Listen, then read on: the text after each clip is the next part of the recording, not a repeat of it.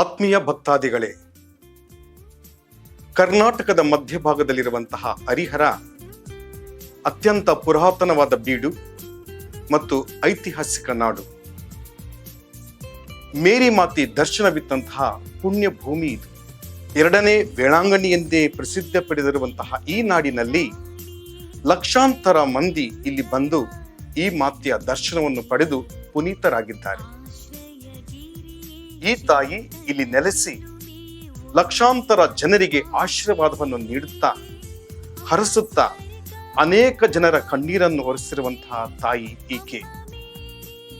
ಸಹಸ್ರಾರು ಮಂದಿಗೆ ರೋಗ ಸೌಖ್ಯವನ್ನು ಕರುಣಿಸಿರುವಂತಹ ಕರುಣಾಮಯಿ, ನಮ್ಮೆಲ್ಲರ ಆಶ್ರಯದಾತೆ, ಆರೋಗ್ಯದಾತೆ ನಮ್ಮ ಮೇರಿ ಮಾತೆ.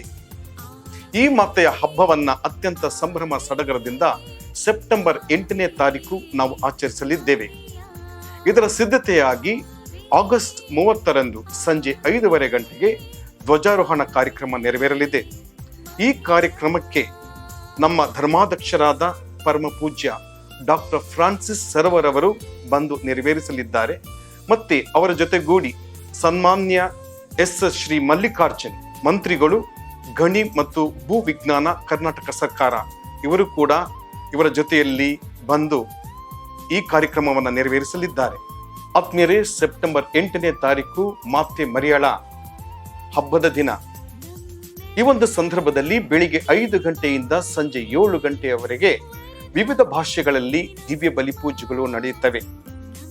11 ಗಂಟೆಗೆ ಹಬ್ಬದ ಈ ದಿವ್ಯ ಬಲಿಪೂಜೆಯನ್ನ ನಮ್ಮ ಧರ್ಮಾಧ್ಯಕ್ಷರಾದ ಪರಮ ಪೂಜ್ಯ ಡಾಕ್ಟರ್ ಫ್ರಾನ್ಸಿಸ್ ಸರೋವರ್ ಅವರು ನೆರವೇರಿಸಲಿದ್ದಾರೆ.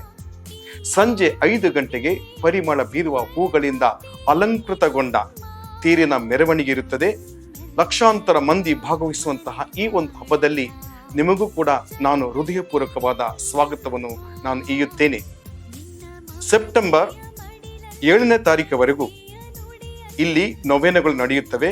ಈ ಸಂದರ್ಭದಲ್ಲಿ ಸಂಜೆ 5:30 ಗಂಟೆಗೆ ಜಪಸರ, ನೊವೇನ ಪ್ರಾರ್ಥನೆ, ದಿವ್ಯ ಬಲಿಪೂಜೆ ಮತ್ತು ರೋಗಿಗಳಿಗಾಗಿ ವಿಶೇಷವಾದ ಸೌಖ್ಯ ಪ್ರಾರ್ಥನೆಗಳು ನೆರವೇರುತ್ತವೆ. ನೀವೆಲ್ಲರೂ ಬನ್ನಿ, ಮಾತೆಯ ಕೃಪಾ ಆಶೀರ್ವಾದದಿಂದ ತುಂಬಿದವರಾಗಿ ರೋಗ ಸೌಖ್ಯವನ್ನು ನೀವು ಪಡೆಯಿರಿ.